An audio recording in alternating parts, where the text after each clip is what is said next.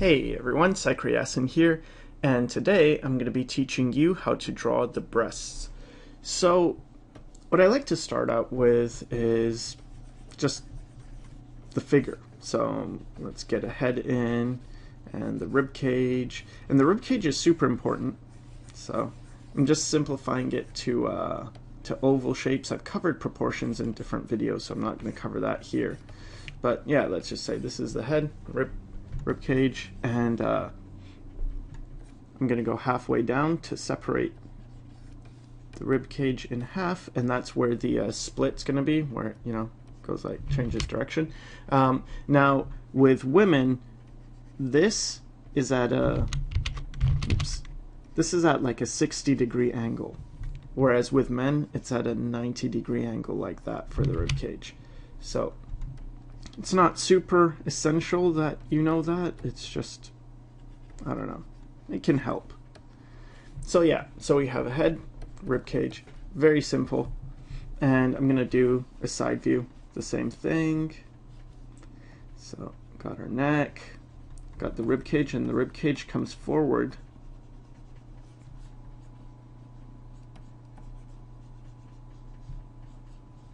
And you get this kind of shape. So it goes like this way, and then it bends down. And you have the spine, the back, and you have the shoulders around here. So now, the next thing I do is, I don't just go and draw in the breasts. I mean, yeah, I can, but the way I think of it is that there's the pec muscles, because men and women pretty much have the same musculature. The big changes are in bones and fat deposits, but the muscles are the same. So you have, let me use a different color. You have the pec muscles, right? So they're around this area, and start by going down, sort of insert to the humerus, which is the this bone. So that's the front view of the pecs, and then here you'd have the deltoid and all the other muscles, and the side view of the pecs. Again, inserting into that bone. Now with the breasts, their location is sort of following underneath. See this underside of the pecs? That's where they start, and then they sort of go over like so. And same thing for here.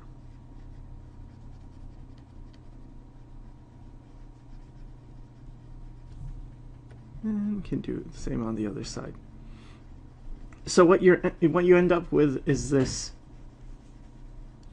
comma shape. Right? And if I outline that, it will look like so.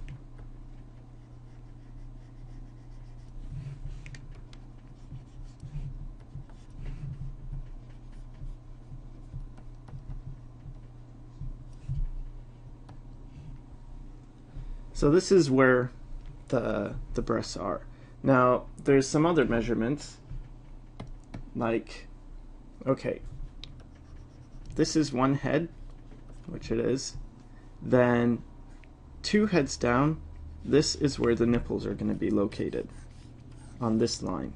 So 1 head, 2 heads, this is where nipples are going to be located. And if you draw a triangle from the pit of the, what is it? The collarbones where they meet, right? You draw an equilateral triangle, so all sides are equal.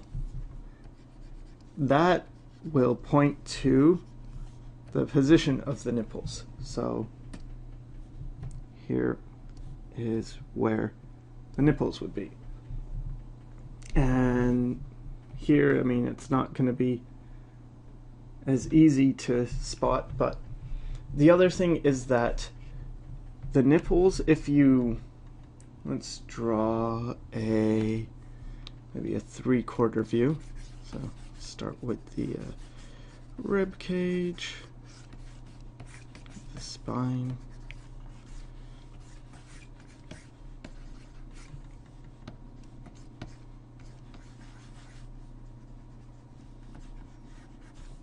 So the nipples are actually pointing out at an angle. They're not just like going straight towards us. And the angle points to the spine. So let's say the spine is down the middle here, right? Well, I know, it's easier to do from like a top view looking down. So here's the shoulders. Here's where the neck comes out and the head would be around here. That's where the nose would be. And then you have this, and you have the breast. Well, so here's the back of the spine, right? And here's where the nipples are, and they're going at an angle like so. So that's something to keep in mind. So that means when we're at like a side view, it's not going to always be like right there, because that implies it's in the middle. It's sort of pointing out. Same with this. Like in a 3/4 view, this actually might be almost dead center, but then this one is sort of facing that way. Does that make sense? Okay, so now I'll go over some more things with the breasts, and let's just start again with the rib cage and head and the shoulders. Okay, so we know that 2 heads down is the nipples, so that's one measurement. Now, something that I've seen done, and it's a pretty cool or pretty handy technique, is to encapsulate the breasts in a heart shape. So something like this. You start from the collarbone, go down, create like a heart shape, and then fill the breasts in there. So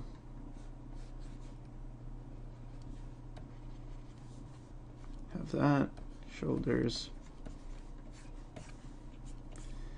That works pretty well, especially from the front view. That can work quite nicely. From the side view, I mean, I guess it could. Let's get in that heart shape.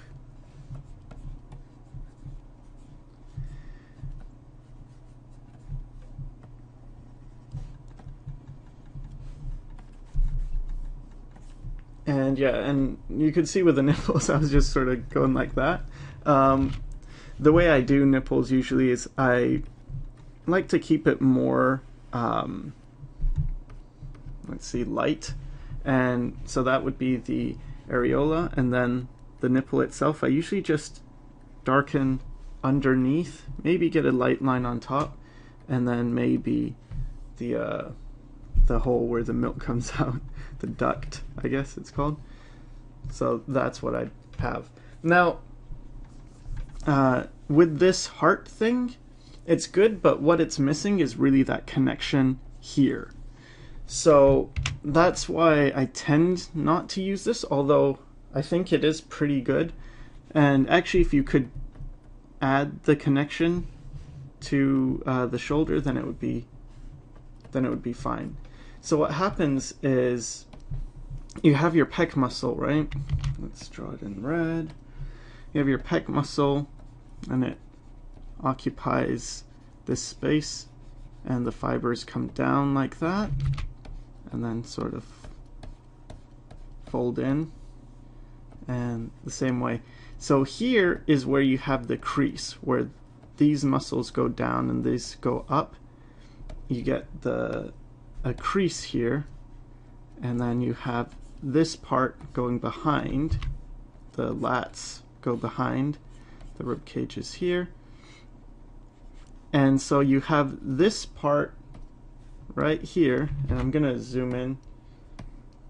Actually, I'm just gonna draw it as if it's zoomed in. So let's get, this is the shoulder. This is the pec muscle crease that forms, and the lat's going behind.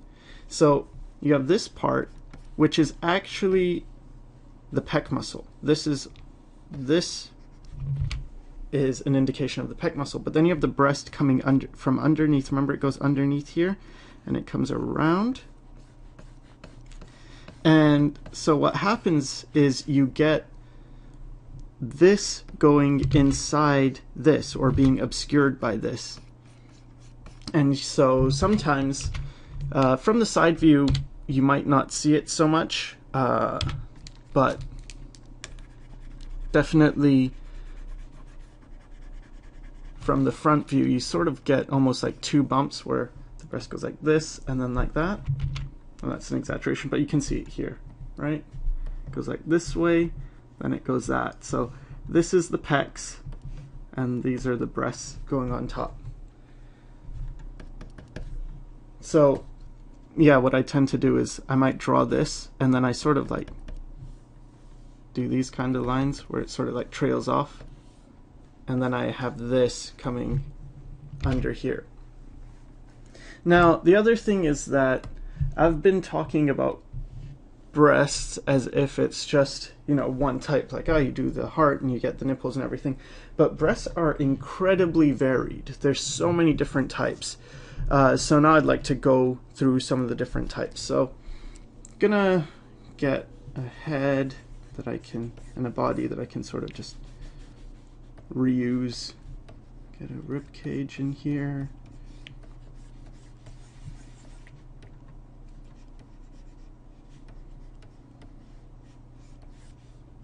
And some arms, and get a space for the pelvis. And actually that rib cage is maybe a bit too big, so let me shrink that. And that should work. Okay, so now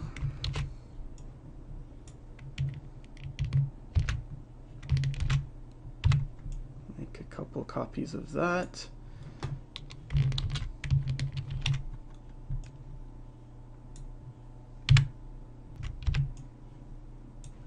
All right, so let's say you have smaller breasts, or even younger, like, because younger people, you know, in general, they're not going to have really full breasts. But what happens is you'll get the pecs, so all the pec stuff, it's going to stay the same, you know, regardless, because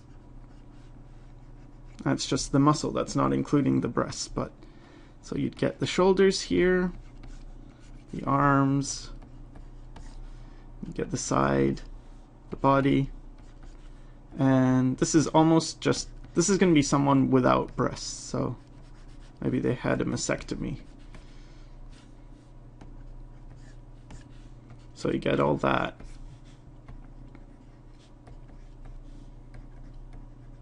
Actually, I should probably use this as a starting point. And now with small breasts, usually you've got this going in, but you're not going to see too much of,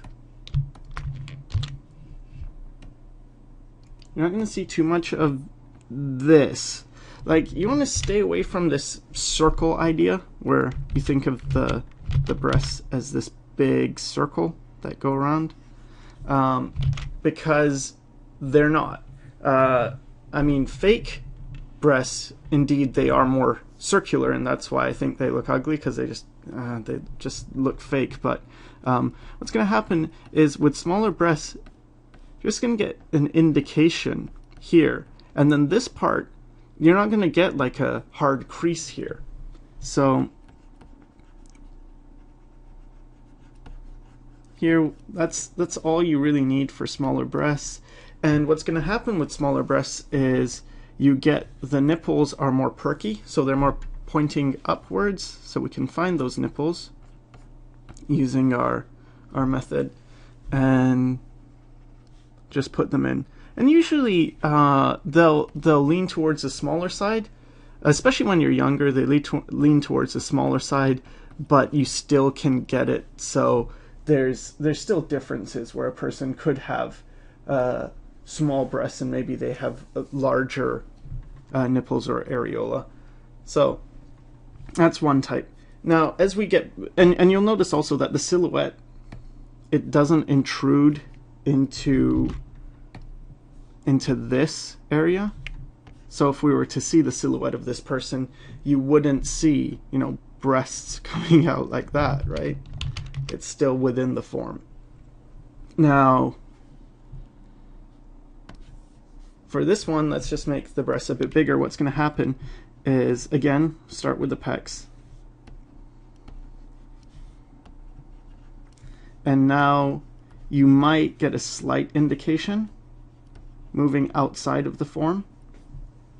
And this is not, remember, this isn't necessarily connecting to this part. It's got more of a relationship where you have the pecs here, and then you have the breast sort of going up this way, so that it's from the front. It looks like this, but from a more side view, it would look more like that, where it doesn't really, it's not like doing this. That's what I'm saying. I mean, when you get bigger breasts, it tends to move up more and more. So from the side view for, well, I'll deal with side views later. But anyway, okay, so back to this. So as the breasts get bigger, you're going to get more definition because the crease that's underneath is going to be getting heavier because there's more weight pulling down. The skin folds under, and we can find the nipples, but now they're going to be, the bigger the breasts get, the more the nipples move downwards because of the weight, right? It's pulling underneath. Now, if you have even bigger breasts, what's going to happen is the weight's pulling it down, but it's not going to maintain as much of the the spherical shape. And this shape is not round like this. If you do compare it to a round shape, it's a bit more like that. Like it's a bit squished. So what's going to happen as the breasts get bigger is you're going to end up with something like this, where the weight is pulling it down more. And what happens is often the nipples are bigger, and this will happen too for women that have given birth, is the nipples will get bigger and the breasts will kind of sag. And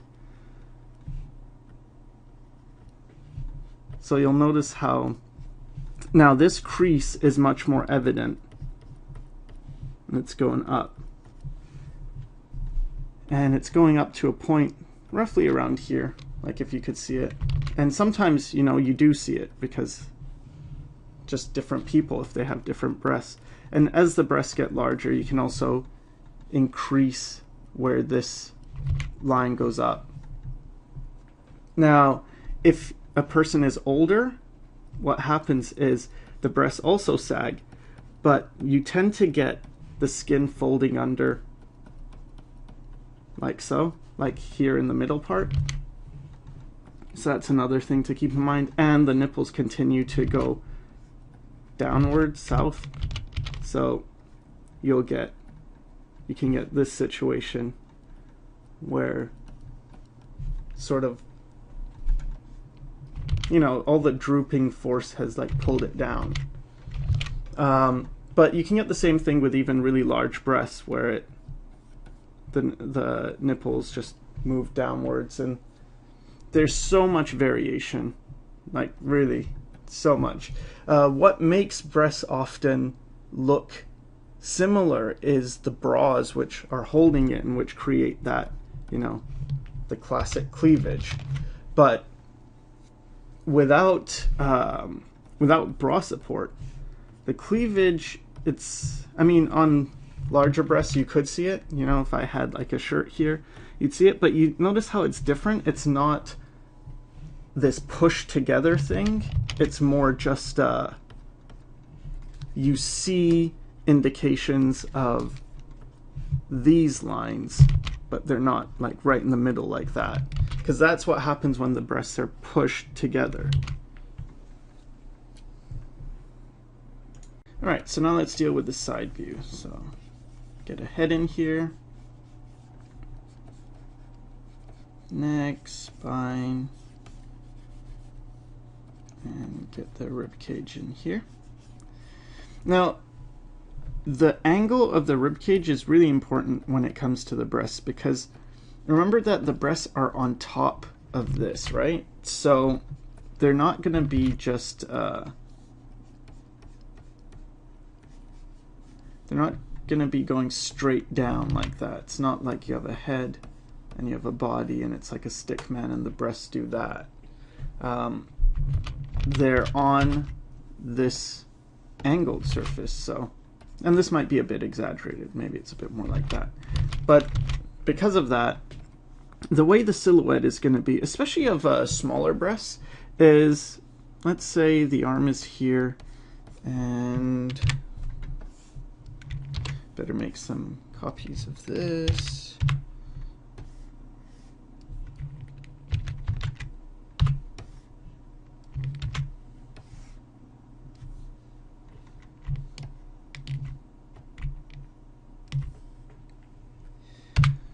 Alright, so let's say the breasts are smaller.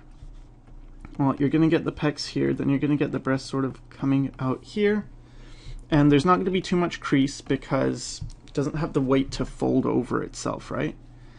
And now you're going to have, maybe this breast is a little more pointy, because that's just, some breasts are more pointy. Especially smaller breasts tend to be more pointy. But yeah, so you have that, and then what's going to happen is you're going to get two angles. You're going to get the angle of just the chest, which is like, there's going to be the pecs here, but there's going to be the bone in the middle of the sternum, and then you're going to get the breast coming out. So you've got like this, and then that. Now, you could also have it where it's almost just straight, where it's a bit more, again, it's a bit smaller. It might be more along the lines of that. But the bumps that you do see are, you see the collarbone, and then you have the breast coming out. Or then you have the, so you have the collarbone, then you have the sternum, then you have the breast. And you'll notice that what we get is this kind of shape where it's like long and kind of flat, and then you get more round on the bottom. Now, what happens with fake boobs is they are more like, you get it, just erase these, you get the sternum part, but then you get like this shape where it's round on both the top and the bottom, and often it becomes round all the way through, so you get like this kind of shape going on. And then you have the nipple. So this is just I mean, it's pretty much a dead giveaway of a boob job, right? Because it's like, that's, that roundness is usually not so severe, especially on the top. It's more like that and then that, sorry, that, rather than that, or that and then that, right? So that's how you can tell fake boobs. And if the breast is bigger on a more natural form, what you get is, yeah, you'll get the sternum, and then you might start to get more of, instead of just flat and then like that, you might get like, it goes a bit up, there's more fat there, but then it goes down and then it goes up accordingly. So this is more like a teardrop rather than just like a circle. So with larger breasts, tend to hang lower, nipples starts to, can go more like straight on or even pointing downwards as opposed to pointing up on like the more perky nipple. And we can make this bigger because, I mean, you can get, again, completely different sizes of nipples, areola, and sometimes you get like a double where you start with the nipple smaller and then maybe after pregnancy this just can get bigger, even like just in general, because there's just so many different types of breasts. But again, when you get another thing right is you'll get the not only do you get this roundness on fake breasts, but you get like a large breast with a small nipple, and small nipples usually are on smaller breasts. It's not to say you don't get small nipples on large breasts, but it is to say that the nipples usually do get bigger on larger breasts. So it's in proportion, whereas this is not. Okay, another property of breasts I want to cover is that they have weight to them and they're affected by gravity. So let's say this is a rib cage and we've got someone and like on their hands and knees. Fine. Well, what's going to happen is you're going to get, let me just strengthen that arm so that we get where the pecs connect up here. So then the breast is going to connect here. What's going to happen is it's going to hang, right? So you'll get situations like that, and then you have the ribs, and you also have a situation, let's say this person is lying down. So we are looking up, so that would be the bottom of the chin, the neck's in there, shoulders here, and this is the curve of the rib cage. And what's going to happen here is that because of the way this rib cage curves like that and goes down, the breasts are going to sort of hang more like that, you know. They're going to sort of fall towards, especially if they're bigger, if they're larger, they'll fall towards the armpits. Again, it's another case where if you have fake boobs, then they probably will just be, you know, not as affected by gravity, but otherwise, yeah, they will fall off to the sides. Okay, so finally, let's just talk about bras and cleavage. So, get a figure here, rib cage,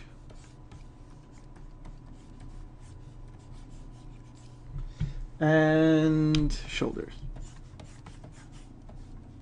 See, so the important thing is really, you know, you have to get the shoulder, you have to get the rib cage, you have to get where the collarbone is, and then that gets you where the neck is.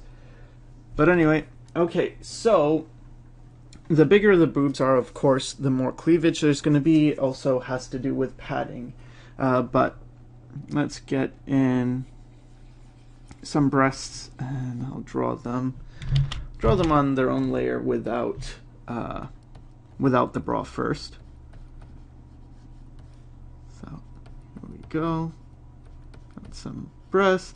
Notice again, flat on top, round on the bottom. Get the nipples in. So okay, so the bra is going to come around like so, and it's going to hug the breasts, and it's going to push them a bit together. So let's get that in.